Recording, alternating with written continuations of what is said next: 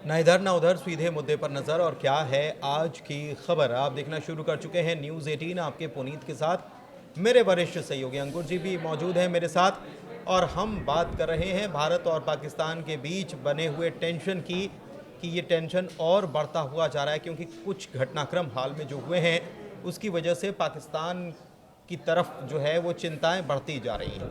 पानी का मसला हो या दूसरी चीज़ें हों, इसके अलावा अगर क्षेत्रीय संतुलन की बात की जाए तो कैसे उसको बनाया जा रहा है, पाकिस्तान के ख़िलाफ़ कौन खड़ा हो रहा है, या पाकिस्तान को क्या किसी का सपोर्ट भी मिल रहा है, इन सभी पहलुओं पर हम बात करने वाले हैं। तो सबसे पहले सर मैं आपके पास आ रहा हूँ और मैं ये बात कर रहा हूँ कि पानी को लेकर जो सिंधु जल समझौता हमने रद्द किया, सस्पेंड किया कुछ दिनों के लिए, इसका असर क्या पाकिस्तान के ऊपर हो रहा है, किस तरीके से हो रहा है, और ताज़ा एक्शन क्या है?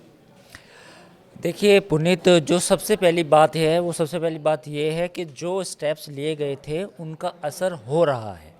क्योंकि कई बार होता है कि हमने स्टेप लिए लेकिन उनका असर नहीं हुआ, पाकिस्तान पे कोई दबाव नहीं आया। तो दबाव में तो है, और सबसे बड़ा जो दबाव है, जो एक तरह से ये मानिए कि इस पूरी इंडिया पाकिस्तान की जितने भी डिप्लोमेटिक रिलेशन रहे पिछले 20-30 सालों के, या 20-30 सालों में जितने भी आतंकवादी हमले हुए, उसके बाद जो भी हमने पाकिस्तान को कहा कि आप ये कीजिए कीजिए, नहीं किया। इंडस वाटर ट्रीटी का रद्द होना सबसे बड़ा डायनेमिक शिफ्ट है। मैं डायनेमिक शिफ्ट का लफ्ज़ इसलिए इस्तेमाल कर रहा हूँ कि इसके बाद इंडिया पाकिस्तान के जो रिलेशन है वो बदल जाएंगे। क्योंकि काफ़ी लोगों को लगता है कि तो आगे भी अटैक होंगे, ये तो आगे भी कुछ होगा। लेकिन अब मेरा मानना ये है कि जो इंडिया पाक के रिलेशन हैं अगले 10 सालों में या 20 सालों में, that will be decided by the Indus water treaty. So that is a big statement. हाल में जो बदलाव हुआ है पानी रोकने को लेकर, वो क्या है? देखिए, अब हम इसके अपडेट्स पे आ जाते हैं। जो आपने सवाल पूछा, चिनाब में और झेलम में पानी बारी बारी से रोका जा रहा है। बगलियार डैम से रोका गया कुछ पानी। तो जैसे ही पानी रोका तो कम से कम इतनी कैपेसिटी हमें नज़र आई है अभी फ़िलहाल जो रिपोर्ट्स आ रही हैं कि 3-4 दिन तक तो आराम से रोका जा सकता है। और फिर दूसरा अपडेट ये है कि जो पानी का लेवल है जो नदी में होता है, आमतौर पे जो लोग हैं वहाँ के लोकल लोग, वो कहते हैं कि 25 से 30 फीट पानी रहता है, लेकिन वो घट के 1.5 फीट तक रह गया है। तो यानी कि आप पानी का जो डेप्थ है, नदी की जो डेप्थ है, वो भी घटा सकते हैं पानी को मैनेज करके।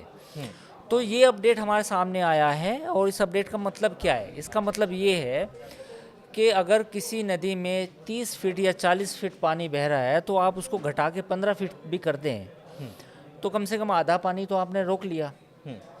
तो आधा पानी जब आप आगे भेजेंगे, पाकिस्तान जब जाएगा, तो वहाँ जो फसलें होंगी, जैसे सपोज करो धान की फसल है, चावल की फसल है, आपको पता होगा कि पाकिस्तान का बासमती चावल है, पंजाब में उगता है। तो जो चावल को, जो धान की फसल होती है, उसको सबसे ज़्यादा पानी चाहिए होता है। तो जो पानी है अगर उसको कम मिलेगा, सपोज करो एक फसल में आप 8 से 10 बार पानी लगाते हैं, तो 8 से 10 में से अगर आपने 4 या 5 बार ही लगा पाए, 3 बार आपको पानी उतना नहीं मिला नहरों के ज़रिए या लोकल जो वो होती हैं छोटी नहरें या छोटी नालियाँ बुनते हैं, तो फिर उसका मतलब ये है कि धान की फसल का जो प्रोडक्शन है वो 50% कम हो जाएगा। तो पाकिस्तान को बेसिकली अब समझ में आ रहा है कि इसका दूरगामी इम्पैक्ट होगा। और ज़्यादातर एक्सपर्ट भी ये कह रहे हैं कि अभी जो लोग कह रहे थे कि पानी बंद हो गया, पानी तो इतना ज़्यादा है कि एक बूंद बंद हो जाएगा, छोड़ोगे कैसे, छोड़ोगे कैसे, रोकोगे कैसे, डैम बनाना हाँ, पड़ेगा। हाँ। नहीं, देखिए डैम बनाना वो तो एक अलग प्रोसेस है, लेकिन आप सोचिए ना, timing is important. Timing in the summer is important. गर्मी में जब, या गर्मी के बाद ये जो धान की मानसून में जो धान की बुआई होती है, पौध लगाई जाती है धान की, तो जब धान की पौध लगाई जाती है तो उसमें पानी चाहिए। पानी कम से कम 1.5-2 फीट का पानी चाहिए होता खेत में। उतना पानी फिर कहाँ से आएगा भाई? पानी उसमें फिर क्या होगा कि जो आम किसान है उसको 1 फीट पानी तो मिला नहर से, और 1 फीट उसको फिर खुद पैसे खर्च करके भरना पड़ेगा, डीजल का जेनसेट चलाएगा। तो ये तमाम तरह की चीज़ें हैं जिसके बाद पाकिस्तान को दबाव बनाया जा रहा है या उसको समझ में आई चीज़ें। अब देखना ये है कि तमाम चीज़ें रायता फैलाने के बाद क्या पाकिस्तान की फ़ौज, पाकिस्तान के लोग, जो एलीट है, जो अशराफिया है, उसको ये बात समझ में आएगी या नहीं आएगी, ये एक बड़ा सवाल है। ये पिछले दिनों आपकी हमारी चर्चा हुई थी तो आपने बताया भी था कि बड़े बड़े ज़मींदार जो हैं वहाँ पर सब वो पाकिस्तान की फ़ौज के पास ही बड़ी बड़ी ज़मीनें हैं, तो असर तो सीधे उन्हीं के ऊपर पड़ना है। देखिए, बहुत कम लोगों को पता होगा कि हमारे देश में जब 1947 के बाद जब पहली कांग्रेस गवर्नमेंट थी तो उस समय लैंड रिफॉर्म चालू हो गए थे। लैंड रिफॉर्म्स होने के बाद यानी चकबंदी होने के बाद, जिसको सामान्य भाषा में चकबंदी कहते हैं, वो चकबंदी में सबकी ज़मीनें तकसीम कर दी गई थी जो बड़े बड़े वडेरे थे, बड़े बड़े लैंडलॉर्ड थे, ज़मींदार थे। पाकिस्तान में आज तक लैंड रिफॉर्म नहीं हुए हैं। आज़ादी के 77-76 साल बाद भी पाकिस्तान में कोई लैंड रिफॉर्म नहीं हुआ है। जिस परिवार के पास 3000 बीघा ज़मीन, 4000 बीघा ज़मीन, 1500 बीघा ज़मीन है, वो एज इट इज़ आज भी उतना ही अमीर आदमी है।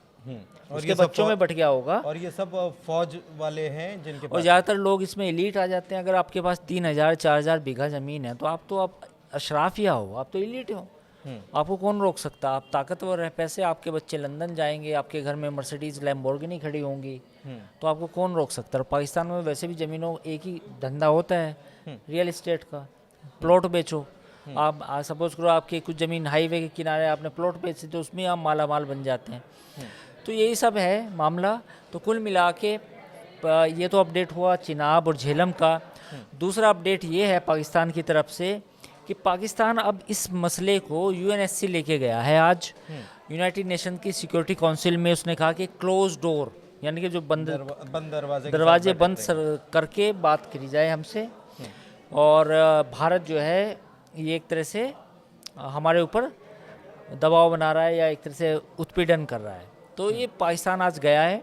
अब देखना होगा कि यूएनएससी में होना वाना कुछ नहीं है। पिछली बार जब बालाकोट वाला मसला था तब भी चीन ने प्रस्ताव लाया तो इस बार चूँकि परमानेंट मेंबर नहीं है पाकिस्तान यूएनएससी का, तो उसका ज़्यादा असर नहीं होगा। प्रधानमंत्री लगातार मीटिंग कर रहे हैं, नेवी चीफ, आर्मी चीफ, सबसे उन्होंने बातचीत की है। आज भी एक मीटिंग उनकी हुई है। ये मीटिंग का क्रम जो है ये लगातार चल रहा है, लेकिन आम लोग सवाल कर रहे हैं कि ये मीटिंग कब तक चलती रहेगी? देखिए, इसमें 2-3 चीज़ें हैं। ये मेरा असेसमेंट है कि चीज़ें इतनी भी आसान भी नहीं है जितना लोग सोच रहे हैं। हमला कर दो। हम सब चाहते भी हैं कि जो पहलगाम के जो दोषी हैं, जो गुनहगार हैं, उनको सज़ा मिले, लेकिन इसका दूसरा असर भी है। एक बड़ी थ्योरी नैरेटिव ये भी है कि कुछ लोग चाहते हैं कि इंडिया इस जंग में फंस जाए। पुनीत, ये मैं आज आपसे डिस्कस कर रहा हूँ बड़ी बात कि एक नैरेटिव है, कॉन्स्पिरेसी थ्योरी है, अब सच है झूठ है मुझे नहीं मालूम। कतर, तुर्की, चीन और आपका कल हम इस पर डिस्कस कर रहे ओमान या कुछ 1-2 मिडिल ईस्ट की कंट्री, वो चाहते हैं कि इंडिया जंग में फंस जाए। इंडिया जंग में फंस जाए तो फिर इंडिया क्या कर रहा है? अगर इंडिया को भी खबर होगी, जाहिर तौर पर खुफिया एजेंसियां जो हैं वो इनपुट देती ही देती हैं, रॉ, आईबी, तमाम तरीके की कॉन्स्पिरेसी भी की जाती है। जाहिर तौर पर रॉ और ये ऐसी एजेंसीज जो हैं, आईएसआई और ये सब नज़र रखते हैं। तो ये क्या भारत इस बात को समझ रहा है अच्छे तरीके से, और फिर ये सीमित कोई कार्रवाई होने वाली है, या फिर हमने ज़मीनी हमला कर दिया था, एयर स्ट्राइक कर दी थी, और ये जल संधि जो है इसको सस्पेंड करके हमने वो भी स्ट्राइक कर दी है? पुनीत, मैं उसी पे आऊँगा कि अगर हम किसी जंग में फंस जाते हैं तो नुकसान जाहिर है हमारा होगा, बिल्कुल पाकिस्तान का भी होगा, लेकिन हमारा ज़्यादा होगा। पाकिस्तान के पास खोने के लिए कुछ नहीं है। पाकिस्तान की जो इकनॉमी है, मईशत है, बिल्कुल बैठी हुई है। 2% का एक जीडीपी अनुमान अब आया है जब आईएमएफ से उसको लगातार ट्रेंच मिल रहे हैं। हमारी जो जीडीपी है वो करीब 6.5 के आसपास है, जो हम 7 तक भी जा सकती है अगर हमने अच्छे और सबसे अच्छा परफॉर्म कर रही है। परफॉर्म किया, पूरी दुनिया में सबसे अच्छी है। तो लेकिन कुछ लोग चाहते हैं कि भारत एक जंग में फंस जाए और उसका वही मामला हो जो यूक्रेन और रशिया का हुआ है। हम्म, जैसे यूक्रेन इस समय फंसा हुआ महसूस कर रहा है, पिछले 2-3 सालों से यूक्रेन को फंसा दिया गया एक जंग में। तो हमें जो भी फैसला लेना है वो सोच समझ के लेना है। आप जो कह रहे हैं उसको मैं क्या ऐसे ले लूं कि ये पहलगाम अटैक जो हुआ, कहा यह जा रहा है कि पाकिस्तान, लेकिन ये अंतर्राष्ट्रीय स्तर पर एक बड़ी कॉन्स्पिरेसी भारत के खिलाफ की गई कुछ लोगों के द्वारा मिलकर। देखिए, इसमें बहुत ज़्यादा लोग तो नहीं, लेकिन इस बात से भी इनकार नहीं किया जा सकता कि जो आतंकवादी थे उनके पास जो कम्युनिकेशन की जो डिवाइसेस थी, जो खुफिया जानकारी हमारे सामने आई है, मीडिया रिपोर्ट्स में भी आई है, मैं उन्हीं को कोट कर रहा हूँ, वो उनका लेवल बड़ा था। वो किसी ऐसी कंट्री ने उन्हें दी थी जो बहुत ही हाईली सोफिस्टिकेटेड हो। क्योंकि आमतौर पे होता क्या है कि जो सैटेलाइट फ़ोन्स होते हैं वो भी सुन लिए जाते हैं, कुछ जो डिवाइस होती हैं आपस में कम्युनिकेशन की वो भी सुन ली जाती है, लेकिन वो जो इक्विपमेंट थे वो इंटरसेप्ट करना मुश्किल था। और ऐसे इक्विपमेंट कैसे आए उनके पास? जाहिर है किसी बाहर की कंट्री ने मदद की होगी। तो जो ये थ्योरी अब सामने आ रही है इंटरनेशनल कॉन्स्पिरेसी की कि इंडिया को उलझा दो, इंडिया को कश्मीर में उलझा दो, एंगेज कर दो फिर से, क्योंकि पिछले 3 साल में 370 हटने के बाद इंडिया बाहर हुआ इससे, और अब बाहर होने के बाद उसको वापस इसी में कश्मीर में उलझा दो। हो सके तो एक कुछ टाइम के लिए, 1 महीने के लिए जंग ही नाफिज कर दो। तो ये मतलब पाकिस्तान के आर्मी चीफ का वो बयान देना, उसके बाद ये हमला होना, और उसके बाद क्योंकि इसके पहले बालाकोट या हमने जो सर्जिकल स्ट्राइक की थी उसके बाद एक पाकिस्तान को सबक तो मिला था, लेकिन क्या किसी की शय पर कि गो अहेड, फिर हम पीछे से आपके साथ खड़े रहेंगे? वो तो है पुनीत, उससे इनकार कौन कर सकता है कि गो अहेड तो इन्हें मिला है।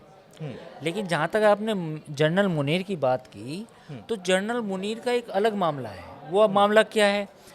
कुछ लोगों ने पाकिस्तान आर्मी के भीतर इस बात का सुबह भी जाहिर किया है, और जनरल बाजवा को तो मालूम थी ये बात जो सामने आई है अब, कि इस जनरल मुनीर के मेंटल लेवल को लेके बाजवा मुतमईन नहीं थे। उनको डाउट था कि ये बंदा, इसलिए उन्होंने इसको DGISI पद से हटाया था कि बंदा ठीक नहीं है, इसका मेंटल स्टेटस वो नहीं है। और हुआ क्या कि जहाँ भी जनरल मुनीर जाते थे वो कुरान की आयतें पढ़ने शुरू कर देते थे उल्टी सीधी, ठीक है, और फिर कुरान को कोट करके उसका गलत मतलब बताते थे। और फिर जब ये उन्होंने जो भाषण दिया जिसमें जहर उगला गया दूसरे हिंदुओं के बारे में, 2 नेशन थ्योरी के बारे में, हम अलग कौम हैं, हम ये हैं, हिंदू हमसे अलहदा है, तो ये सारी चीज़ें उसी मेंटल लेवल का से लेके आ रही हैं। तो ये अंदर की खबर है कि जो जनरल बाजवा थे वो इस बात को लेके उन्हें शक था कि अगर जनरल मुनीर DGISI रहे या आगे इनको और प्रमोशन मिला तो ये खतरा हो सकते हैं पाकिस्तान आर्मी के लिए। तो अभी जो सिचुएशन है पाकिस्तान में वो यही तो है। तो वहाँ आपने कांड कोशिश चल रही है क्या अभी? हो सकता है, ये भी एक बड़ी खबर है। ये भी खबर चल रही है पुनीत, बहुत सही आपने बात पकड़ी है कि 30 मई को उनका रिटायरमेंट होना है। ये 30 मई और अगर तख्ता पलट हो गया, क्योंकि आपका तो मुद्दा है, तो पाकिस्तान में एक बार फिर से मार्शल लॉ लग जाएगा। एक खबर और चल रही है, वो इमरान खान से जुड़ी हुई है। हाँ, क्या खबर है? खबर इमरान खान की ये है कि इमरान खान ने तो ऑल पार्टी मीटिंग बुलाई थी, उसमें वो नहीं गए। उनकी पार्टी का जो कोई नुमाइंदा है कोई नहीं गया।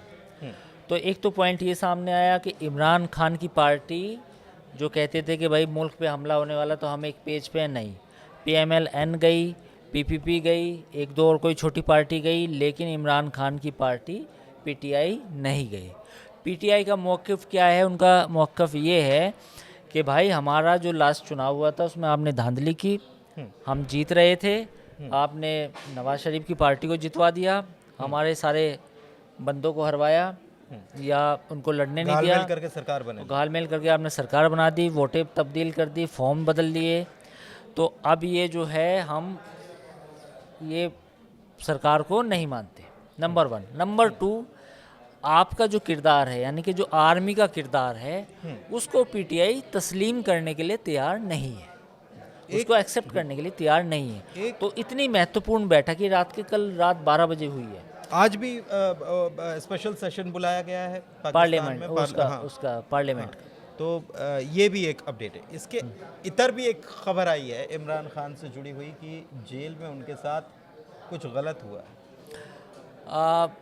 ये खबरें हैं, हाँ, ये मीडिया रिपोर्ट्स में हैं। अब वो कहना बड़ा मतलब अजीब लगेगा, लेकिन बात यह है कि उनकी कुछ मेडिकल रिपोर्ट्स आई हैं जिनमें उनके पूरे रेक्टम और पूरे लोअर बॉडी के जो हिस्से हैं उनकी जांच की गई है और उनको कुछ ये शुबा है कि किसी ने उनके साथ कोई गलत हरकत की है। ये मीडिया रिपोर्ट्स में आया है, हालांकि इसकी जांच होना भी बाकी है, हम कोई पुष्टि नहीं कर पाकिस्तान में रहे, ये सब तब लेकिन हो रहा ये है पूरा जब माहौल ये बना हुआ स्थिति है, बनी हुई है, तब पाकिस्तान में ये सब हो रहा है। पूरा ये माहौल बना हुआ है कि उनकी जो उनके साथ कुछ छेड़छाड़ की गई है। अब ये कितना सच है कितना झूठ ये तो हम नहीं कह सकते, पर जो कुछ सोशल मीडिया पे कुछ मीडिया रिपोर्ट्स में आया है कि उनकी कुछ मेडिकल जांच वगैरह की गई है।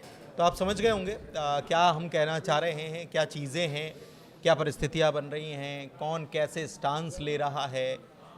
पूरी बिसात बिछी हुई है, मोहरे अपनी चाल चल रहे हैं, हम आपको इससे बाखबर कर रहे हैं। फ़िलहाल इस चर्चा में इतना ही। कैसा लगा वीडियो ज़रूर बताइएगा कमेंट करके। हमारे चैनल को लाइक कीजिए, सब्सक्राइब कीजिए। शुक्रिया।